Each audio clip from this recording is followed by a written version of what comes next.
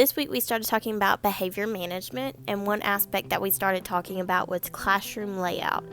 I love that in this classroom layout, the teacher has her own corner of the room where all of her things can be found, and she can also see every inch of her classroom from where she is sitting. So from corner to corner, if anything goes wrong, she is able to easily assess the situation.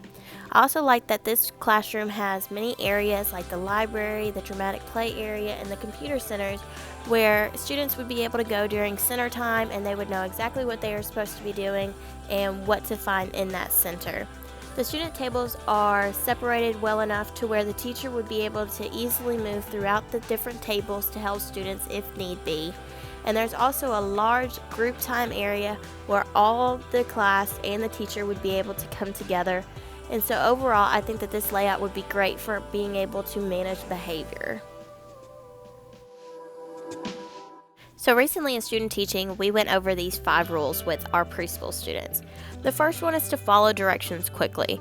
I think this is great for young students, but also for middle school and high schoolers to be reminded of that once they are given directions, to immediately begin doing what they were told to do.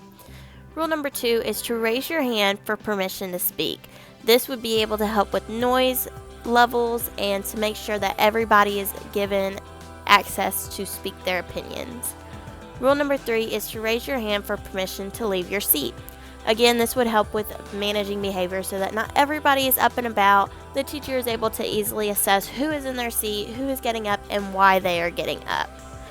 Rule number 4 is to make smart decisions. I think this is extremely important for students who are at a young age to start being told to do.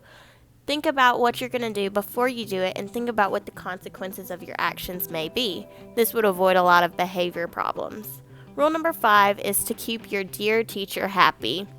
Of course, young little students want to always be the teacher's star, so everyone wants to keep their teacher happy.